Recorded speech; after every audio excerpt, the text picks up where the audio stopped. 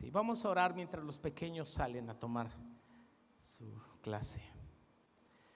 Padre, en el nombre que es sobre todo nombre, en el nombre de Jesús, háblanos, Señor. Que tu palabra, como martillo que golpea las rocas, Señor, nos pudiera, Señor, desafiar en este día, Señor, y traer sobre nosotros ese avivamiento, Señor, que tú anhelas, Señor. Lo pedimos en el nombre precioso de Jesús. Amén. Vuélvenos, oh Jehová, a ti y nos volveremos. Renueva nuestros días como al principio.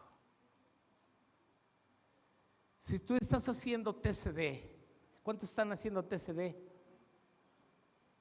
Nomás una, dos. Sí hay más, ¿verdad? Que están haciendo TCD. Si estás haciendo TCD, recuerda, esta semana terminamos Lamentaciones. El día de hoy comenzamos el libro de los Hechos. Entonces dices, ¿de veras? Sí. Si se te ve tu cara de guada es que no haces TCD. Y si tú has leído el libro de Lamentaciones en este mes, recordarás que Lamentaciones es un canto fúnebre, es una endecha, es un canto de lamento, como su nombre lo dice, ¿no? De hecho son varios cantos ahí. Y es el resultado de la destrucción. Ese canto se canta en motivo de la destrucción de Jerusalén. Y Dios estuvo hablando mucho tiempo por los profetas. El último profeta que habló a Jerusalén fue Jeremías. Y Jeremías por 30 años estuvo anunciando y animando al pueblo a arrepentirse y volverse a Dios. Pero el pueblo no hizo caso. Más bien hacían caso a aquellos profetas que les hablaban mentiras, que les decían que no pasaría nada, que como Jerusalén era la ciudad de Dios y ahí estaba el templo, ahí no iba a pasar nada. Normalmente los mensajes de arrepentimiento son mensajes incómodos. Normalmente los mensajes de arrepentimiento son mensajes que no gustan y que no nos dejan así como que, ay, pues ¿por qué me habrá dicho esto el hermano, el pastor? Ya la trae conmigo, ¿no? Y entonces a veces tendemos a enojarnos. El profeta sufrió las consecuencias de su predicación. A Jeremías lo metieron preso. A Jeremías lo metieron a una cisterna, no de agua, de estiércol. A Jeremías le decían, cállate, ya no hables más. Él mismo dice que en el capítulo 20 dice que cuando él profetizaba, dice que lo abofeteaban. Hasta llegó un momento en que él mismo dijo, ya no voy a hablar más en el nombre del Señor, porque cada vez que hablo me insultan, me ofenden. Entonces él dijo, Señor, yo ya no voy a hablar más. Él lo había dicho, pero dijo, a la vez terminó diciendo, pero Señor, fuiste más fuerte que yo, me venciste, me sedujiste, porque era como un fuego dentro de mí que no lo pude resistir. Quise aguantarlo, pero no pude. Entonces el profeta tiene que advertir. Vino el juicio, vino la destrucción sobre Jerusalén. Y todo el libro de Lamentaciones es una endecha. Describe cómo murieron los niños, las mujeres, los ancianos. La ciudad fue destruida, el templo, el altar, los muros, las calles, las plazas, todo desolado. Hasta chacales habitaban ya la ciudad. Y el monte de Sión, todo desierto, un lugar donde se ofrecían los sacrificios y adoración a Dios. Qué triste es cuando viene la desolación. Y cuando llegó el juicio y cuando llegó eso, entonces la gente concluyó, era verdad lo que decía el profeta. De hecho, así sucederá cuando sea la venida del Señor. Noé estuvo advirtiendo al pueblo por muchos años, 120 años para ser exactos, de que un diluvio vendría. La gente lo tiró de loco. Pero cuando el diluvio vino y la puerta se cerró, la gente gritaba, ¿verdad? Y le decía: Noé, Noé, ábrenos. Pero Noé dijo: yo no puedo abrir. Dios fue quien cerró la puerta. Yo no puedo abrir y ustedes tampoco pueden entrar, porque habían tenido un tiempo de oportunidad. Lamentaciones es un libro entonces que nos enseña lecciones a nosotros de aprender las consecuencias de hacer caso omiso al llamado de Dios. Sin embargo, yo quiero en este día, si quieres ponerle un tema a este mensaje, yo le he titulado Condiciones para un avivamiento. Condiciones para un avivamiento. Este es el contexto. Año 586. 30 años después de que Jeremías se estado divirtiendo, vino el juicio, la destrucción y la desolación. Y después de todo el lamento y después de todo el quebranto, hay un rayo de esperanza, hay una luz de esperanza en el mensaje de Jeremías, donde él termina diciendo, son los últimos versículos de Lamentaciones, y él está diciendo: vuélvenos, oh Jehová, y nos volveremos.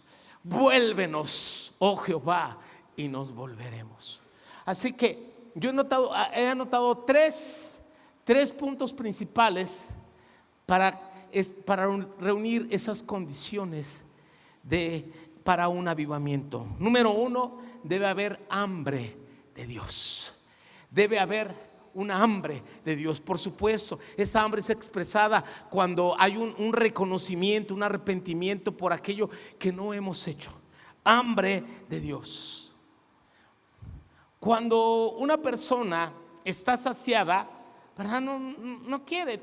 Si tú comiste muy bien y te ofrecen otra vez de comer, dices: no, pues está rico, pero ahorita no quiero, estoy lleno, estoy satisfecho.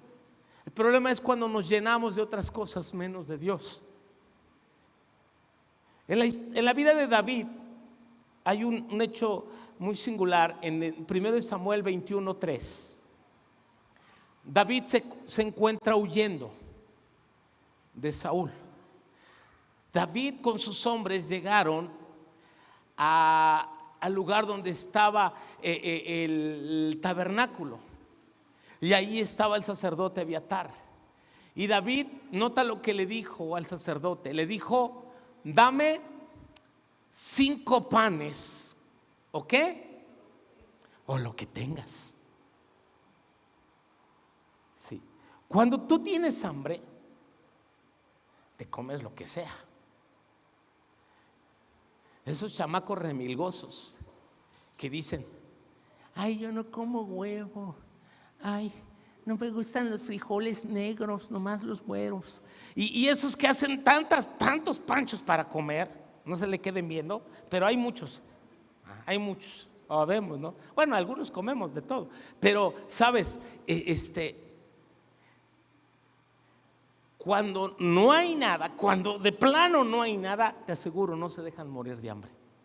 Tienen que venir como David y decir: dame 5 panes o lo que tengas, o lo que tengas. La condición para un avivamiento es que debe haber un hambre y sed de Dios. Un hambre y sed de Dios, como decía el salmista en el Salmo 42:1. Como el ciervo brama por las corrientes de las aguas, así clama por ti, oh Dios, el alma mía. Mi alma tiene sed de Dios, del Dios vivo. Mi alma tiene sed de Dios, del Dios vivo. Escúchame, iglesia. Dios quiere derramar de su espíritu. Dios quiere hacer grandes cosas. Pero escucha, el Espíritu Santo nos está hablando en este día y te está diciendo: te falta hambre de Dios. Te falta hambre de Dios. Quizás digas: ¿por qué, pastor? Te pregunto: ¿a qué horas te levantas para orar? ¿Cómo terminas tu día? ¿Cuánto tiempo dedicas a la lectura de la Escritura? ¿Cuál fue el último ayuno que tuviste? De un día, de 2, de 3, ya no digo de 15, 21 o 40. Ay, no, pastor, eso es para, pues sí, para los hambrientos. Aquellos que se levantan temprano para buscar el rostro de Dios. Aquellos que devoran la palabra. Aquellos que no necesitan que te manden a leer la Biblia, ni siquiera que te manden o te obliguen a hacer TCD. Un hambriento busca, ¿verdad? Tú te metes a la cocina, ¿verdad? Escarbas allí en la despensa. Buscas saber qué hay que puedas preparar. Porque aunque sea una tortilla dura, ¿verdad?, la calientas. Aunque sea, ay, pues no es más que lentejas. Ay, pues nunca las he hecho, pero me las voy a comer. Lo que sea. Dame 5 panes o lo que sea, dijo. Es una realidad. Cuando una persona está hambrienta, cuando una persona está hambrienta de Dios, como el salmista, mi alma tiene sed de Dios, mi carne te anhela. Sí, en tierra seca. Ve que dice el versículo que sigue. Sí. Fueron mis lágrimas y mi pan día y noche, mientras me dicen todos los días, ¿dónde está tu Dios? Sí. Tenemos que actuar con una desesperación. Sí. Con un anhelo, con un deseo, como un ferviente deseo de buscar a Dios con toda nuestra pasión, con hambre. Dice un proverbio que al hambriento hasta lo amargo le sabe dulce. Al hambriento hasta el amargo le sabe dulce. Ahí no vas a decir, ay, nomás hay esto, no, lo que sea. Lo que sea. Si tú no has experimentado el hambre física, no vas a entender lo que te estoy hablando. Pero sabes, cuando una persona está desesperada por comer, cuando una persona está desesperada por beber agua, ¿has visto por lo menos ahí en los documentales o en las películas, cuando una persona se está muriendo de inanición, o sea, de sed? ¿Y cómo se les ponen los labios a esas personas que no han tomado agua por horas o por días en un desierto? ¿Cómo se ponen? Blancos, resecos, y hasta se parten, y con una desesperación. ¿Te acuerdas de la parábola del rico y Lázaro? Que el rico gritaba desde allá, desde aquel lugar de tormentos: Padre Abraham, dile a Lázaro que moje con su dedo, la puntita de mi lengua, que me haga una gotita de agua. Él quería que sea una gotita de agua, imagínate. Eso es tener una profunda sed. En ese caso no le dieron nada, porque él tuvo su oportunidad. Cuando tuvo, ¿verdad?, ni las migajas le daba a Lázaro. ¿Sabes? Por eso te digo, no podemos pasar. Y si tú has leído bien Lamentaciones, hay una parte donde dice que la carne se había pegado a los huesos de los niños, de la gente. La lengua de los niños se había pegado al paladar, porque las madres ya no los amamantaban. Y había tanta hambre y tanta necesidad que las mujeres tomaron a sus propios hijos. Esas nobles mujeres tomaron a sus hijos y los aventaron a la olla para comerse los hijos. Tú dices, eso dice la escritura, no te estoy inventando. Tienes que leerlo. Esa es la desesperación que produce el hambre, que pueden llegar a comerse los propios hijos, comerse los unos a los otros. Así es el hambre. Una iglesia que anhela un avivamiento debe manifestar un hambre de Dios, un hambre de su presencia. No te tendríamos que decir, rogar, invitar, insistir. Alaba a Dios, hermano, levanta tus manos, pásale al frente. Tú deberías pasar sin que nadie te diga. Tú deberías gritar y brincar y venir apasionadamente todos los días para que Dios venga y Él sea provocado, Él sea incentivado. Dice: esa iglesia me anhela, ese pueblo me desea, esa familia me anhela, me busca. Y Dios viene al encuentro de aquellos que le buscan, de esa iglesia que le anhela, esa iglesia que le desea con pasión, con deseo. Pero si nosotros no manifestamos eso, simplemente somos indiferentes. Oye bien, nadie se me ofenda, pero no le hacemos ningún favor a Dios, ni en venir, ni en cantar, ni en levantarlo. No le estamos haciendo ningún favor a Dios. No, al contrario, estamos nosotros bendecidos, porque al entrar a su presencia, porque al venir a adorar, nuestras cargas se van, la tristeza se va, viene su paz, viene su presencia. Cuando venimos a Él, ¿verdad? Somos transformados en su presencia, somos más bendecidos al adorar. Por supuesto que a Dios le gusta oírnos, Él se alegra, su corazón se alegra de cuando nosotros le cantamos. No importa si cantamos todos desafinados, pero que tú vienes y le ofreces tu adoración. Y estás dispuesto, y no lo haces por obligación. A veces, mira, y desde aquí se ve todo, A veces se nota como diciendo: bueno, quiero pasar, pero bueno, pues ya voy a pasar, porque ya hasta me están jalando, mira estos. No debería ser así. Debería ser un acto voluntario, un acto de amor. Sí, que tú quieres, que tú le anhelas, y así con esa hambre, que si Él no viene, tú le dices: Señor, si tú no vienes, me muero.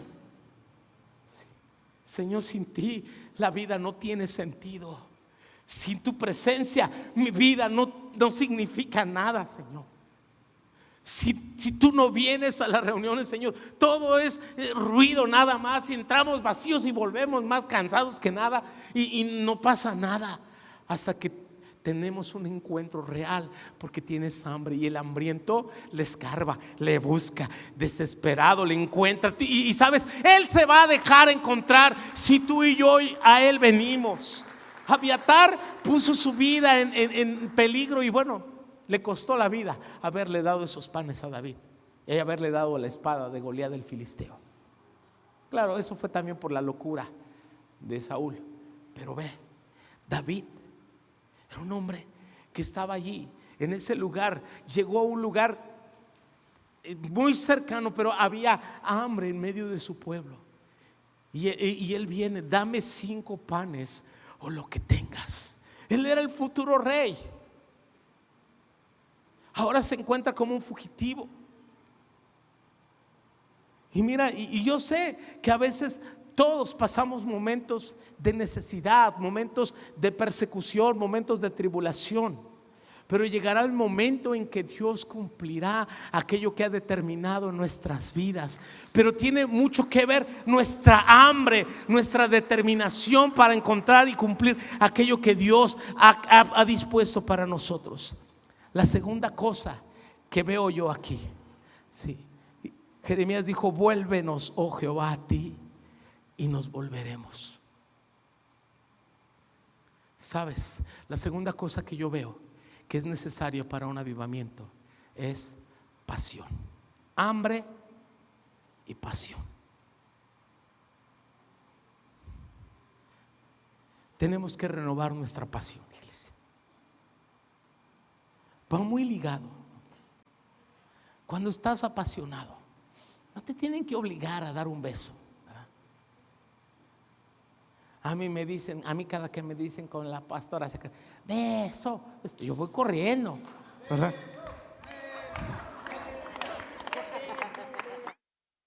¿Qué obligar? ¿Por qué? Porque sabes que es algo que quiero. Sí. Que no va a brincar. El viejito todavía brinca. Sí. Espérese tantito, me voy a predicar. ¿Sabe? Al rato le doy todos los demás. Nomás un anticipo. Escuche bien. La pasión. Vuélvenos, oh Jehová, a ti, y nos volveremos. ¿Qué significa? Volverse es un acto de volver a mirar a Dios. de volver a enamorarnos. De volver a enamorarnos. ¿Te acuerdas de aquella iglesia? Está en Apocalipsis capítulo 3. Pero tengo contra ti que has dejado, ¿qué? Tu primer amor. Pero tengo contra ti que has dejado tu primer amor. Apocalipsis 2:4. Pero tengo contra ti que has dejado tu primer amor. ¿Qué significa eso? Que la iglesia había en un momento dado amado a Dios con una pasión tal, pero ahora había bajado la intensidad. Le había bajado intensidad a su amor por Dios, a su amor por la palabra, a su amor por la comunión. Vuélvenos a ti y nos volveremos. Israel se había alejado de Dios, por eso le vino el juicio. Pero ese juicio fue un instrumento de amor de Dios, pues para hacerlo reaccionar. A veces algunos de nosotros necesitamos unas cachetadas así de Dios, ¿no? Para ver si ya despertamos. No esperes que Dios te dé unas guajoloteras. Necesitamos volver a enamorarnos de Dios. ¿Sabes? Amar no es un sentimiento, lo hemos explicado muchas veces aquí, ¿verdad? Amar es una decisión. El amor es, y ya sea entre individuos o nuestro amor a Dios, es una relación que se debe alimentar, que se debe cuidar. Cada día se debe cuidar y trabajar en esa relación. Por eso es que no podemos descuidar esos tiempos con Dios. Que tú tengas un diario. Por eso el TCD es una herramienta excelente para escribir aquellas cosas que Dios habla a ti. Las Biblias, esas hojas en blanco que tienen, hay unas Biblias que tienen años allí, que es una Biblia que tiene al margen unas notas así, unas rayitas ahí para escribir. No me acuerdo cómo se llama, pero es una Biblia para tomar notas. Mientras lees y vas tomando notas, aquello que Dios va hablando a tu vida. Y viene a ser como un diario para ti. Y donde le dices: Señor, hoy ha sido un día maravilloso. Señor, gracias porque hemos podido ver tu favor, porque tú nos has animado a encontrarnos contigo, Señor, porque tú, a pesar de todo, Señor, tú me sigues amando. Él nos ama con un amor tan especial. El enemigo es muy astuto para hacernos sentir condenados y rechazados y pensar que Dios nos ha cerrado la puerta, pero no. Somos muy dados también a caminar bajo nuestros sentimientos. Ay, es que no sé, como que me siento muy solo. Ay, ¿será que Dios se olvidó? No.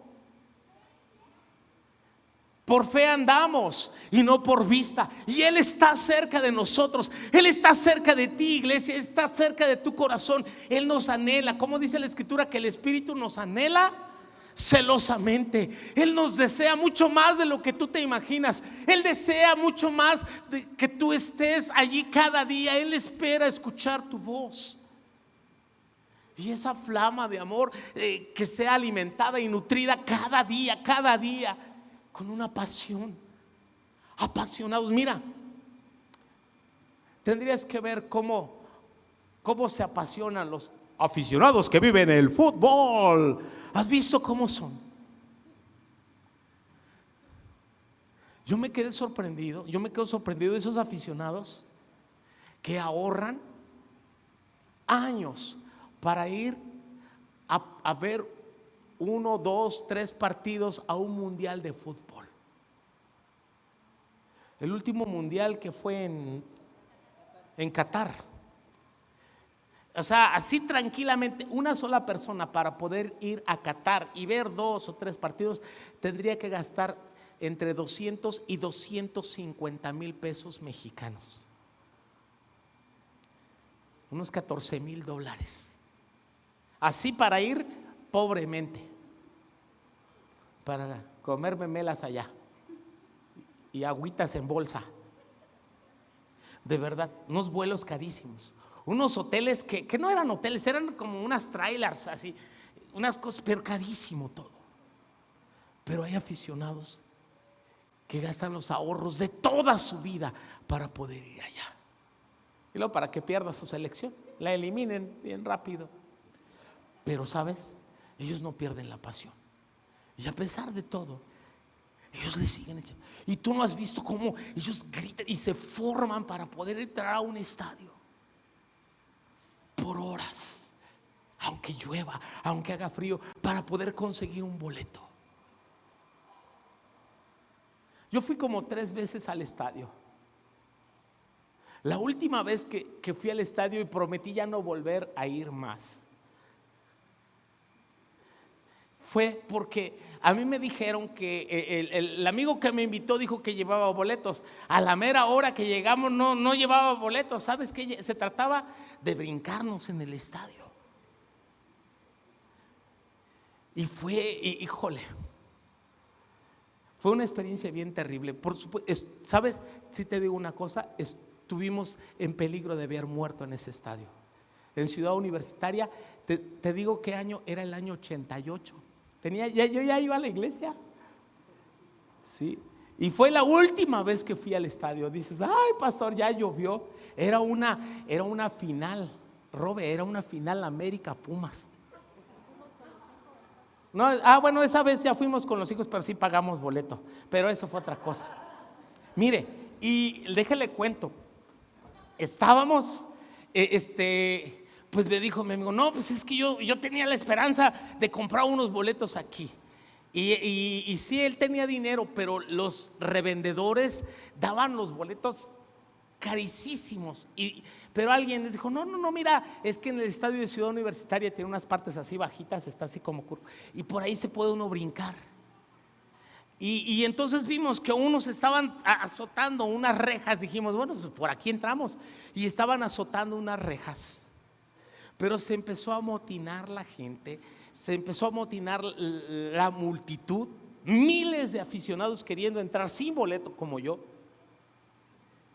Que cuando sentí que me estaban apretando, mi hermano menor tenía, él tenía unos 14 años y yo tenía unos 16 años. No, ya dije que ya era cristiano. No, él tenía unos 16, yo tenía 18 años. Y sabes, y nos estaban apretando con la reja, que le dije, súbete.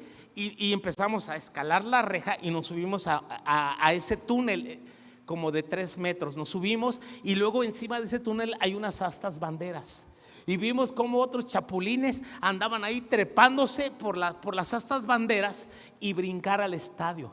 Y luego ya venían estos famosos granaderos, era la policía, ¿no? Venían golpeando con sus escudos y con sus estos palos y tubos que traen y gases y la multitud ahí apretándose en el túnel.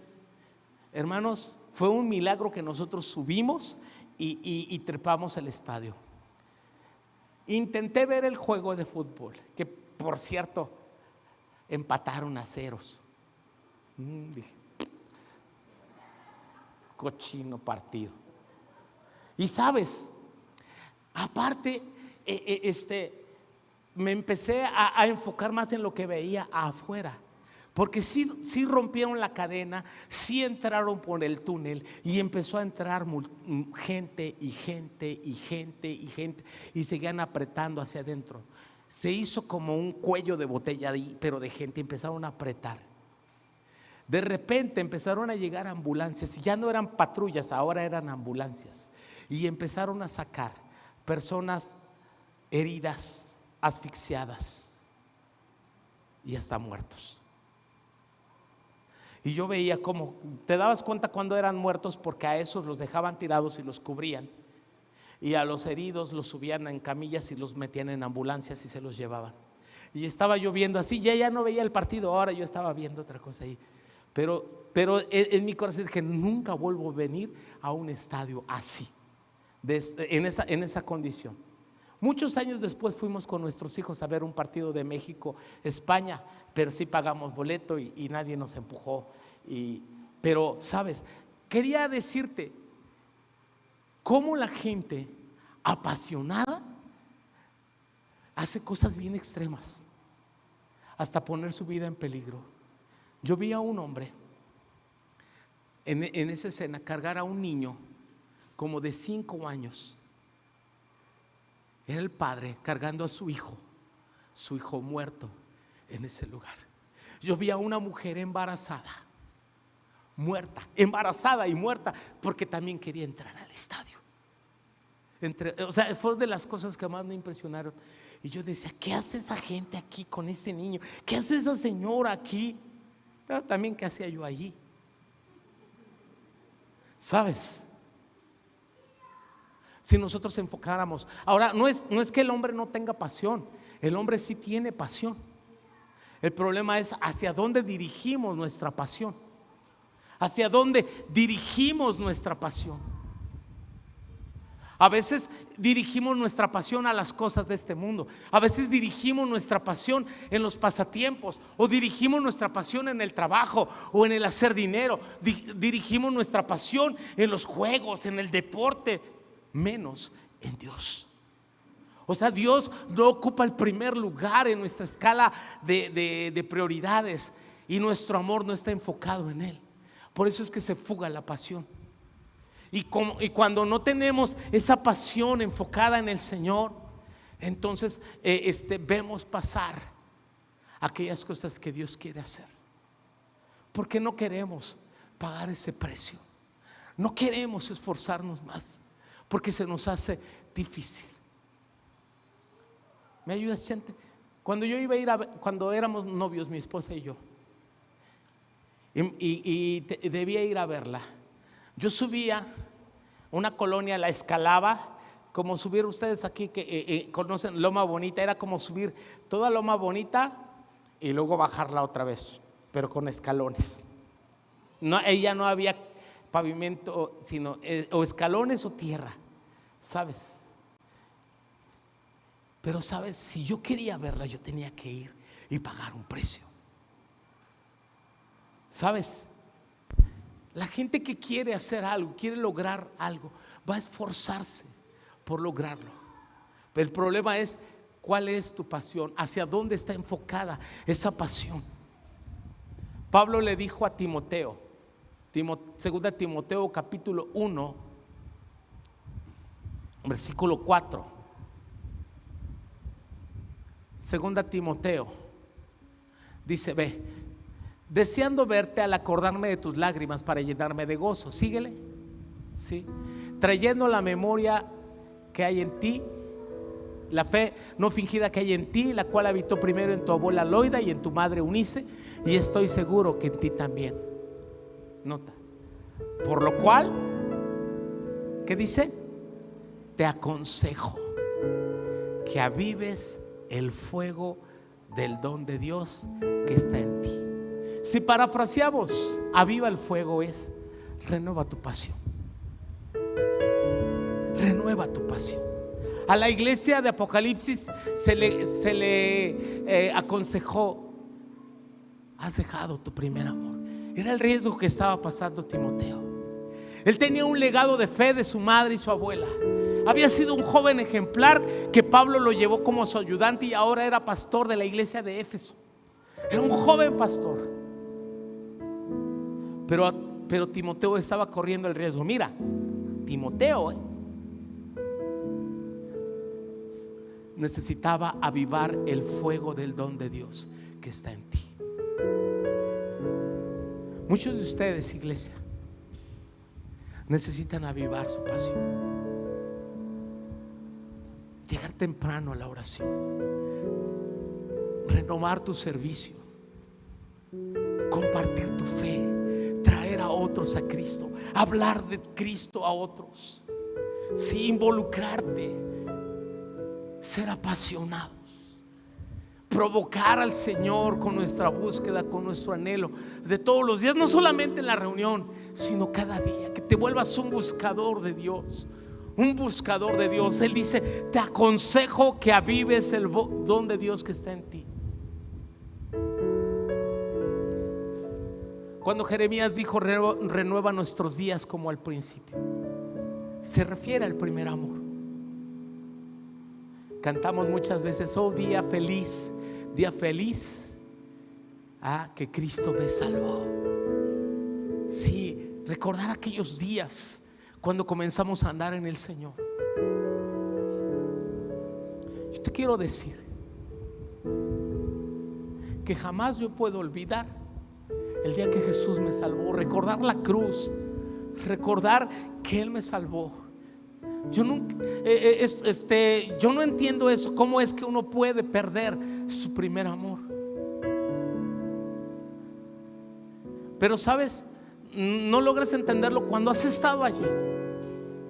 Y lo digo para la gloria de Dios. Nunca me he apartado de Dios y quiero caminar y terminar mi carrera con gozo. Quiero animarte a seguir todos los días de tu vida amando a Jesús, sirviéndole con toda tu pasión, con todas tus fuerzas, con un fuego, con una pasión en tu corazón, que ardas de amor por Dios y ardas de amor por la gente, por amor por los perdidos, amor por los necesitados, amor por aquellos que están lejos.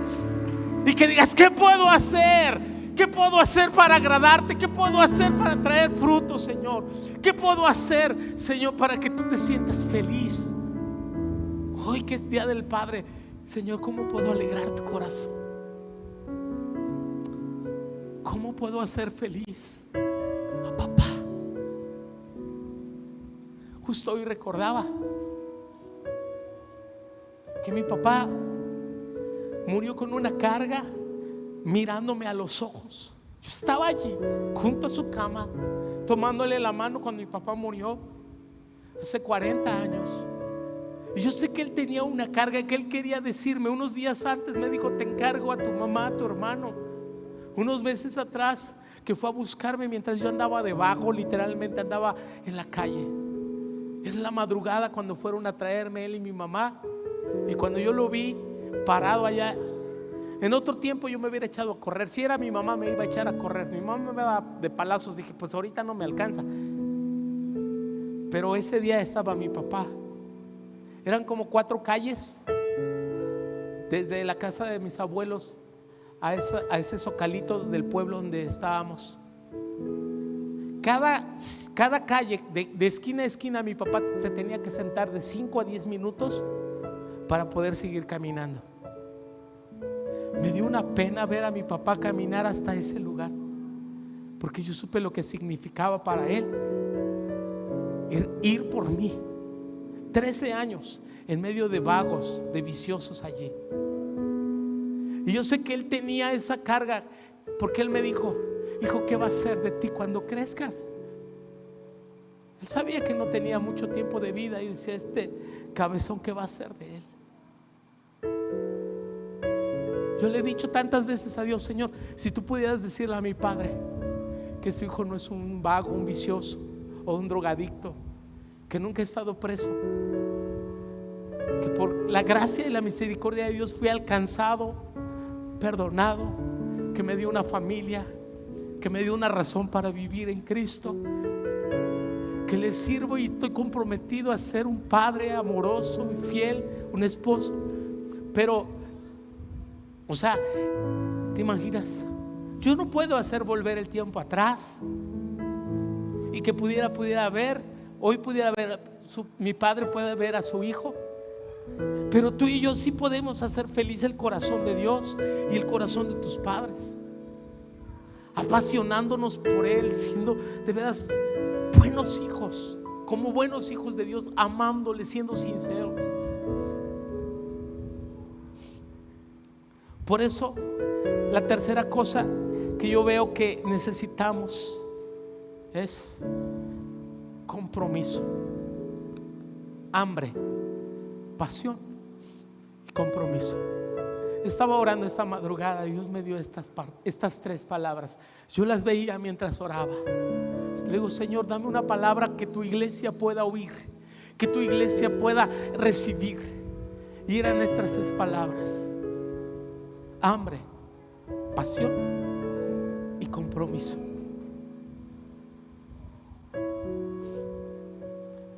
Dice en 1 Samuel capítulo 17, verso 21: Y se pusieron en orden de batalla, y los filisteos, ejército frente a ejército, se pusieron en orden de batalla. Sí. Y los filisteos, dice, ejército frente a ejército. Ellos habían estado siendo desafiados por 40 días por un gigante, un paladín, que los insultaba, los humillaba, les decía de todo, en la mañana y en la tarde, todos los días por 40 días. Hasta que apareció un muchachito que dijo: ¿quién es este filisteo incircunciso que está insultando, que ha desafiado al ejército de Dios? Y sabes, cuando nadie estaba dispuesto a cruzar esa línea, ese jovencito dijo: aquí soy yo. No entiendo, si todos sabían que iban a pelear, había de una guerra, y a la guerra se va a pelear, no a mirar. En la guerra se pierde o se gana, vives o mueres. Eso sabían los soldados, y eso lo sabe un soldado.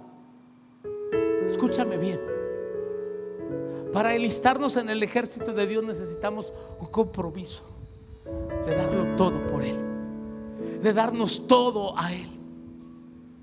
Y se trata de eso, de un compromiso. Estoy comprometido con Dios.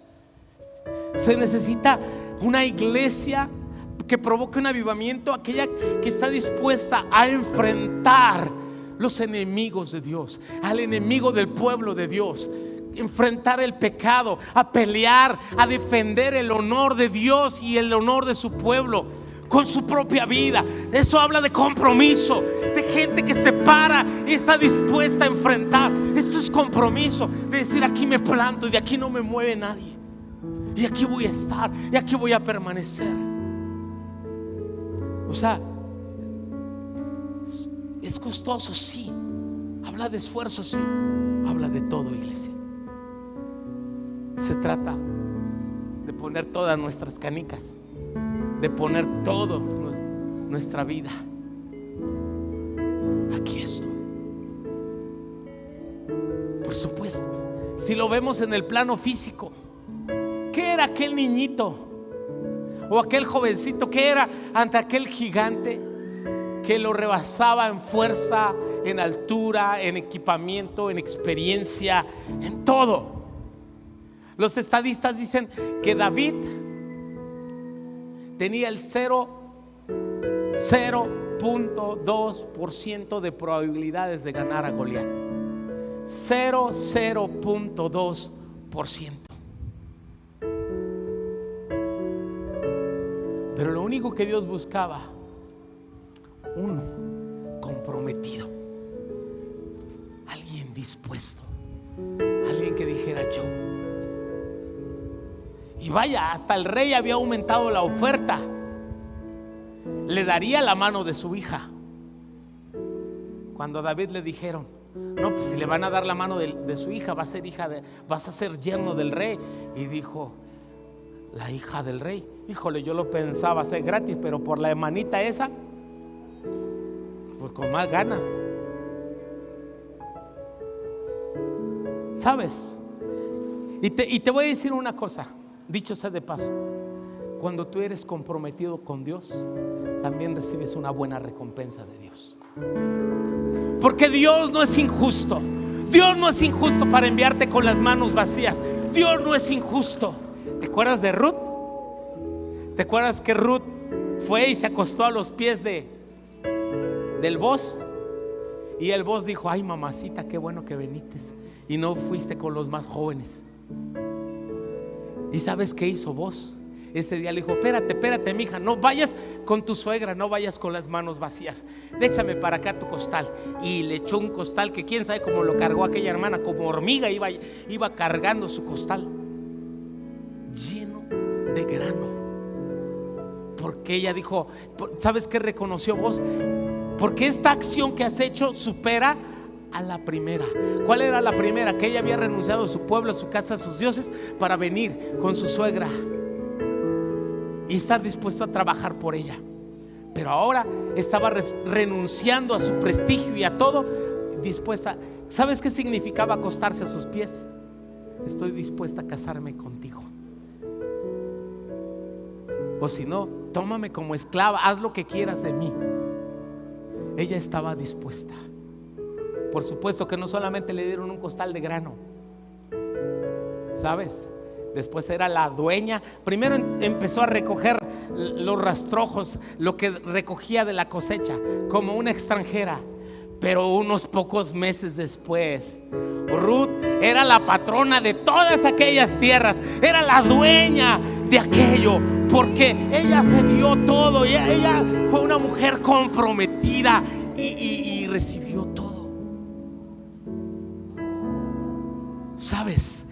De eso trata el compromiso. Cuando Dios ve personas comprometidas, Jesús dijo: de cierto os digo que no hay nadie que haya dejado casa, padres, mujer, hijos, tierras, bienes de este mundo, que no reciba 100 veces más, y en el siglo venidero la vida eterna. La vida eterna. Sí, iglesia, Dios está buscando personas con hambre, con pasión y compromiso. ¿Quién le dice yo en este día? Aquí estoy.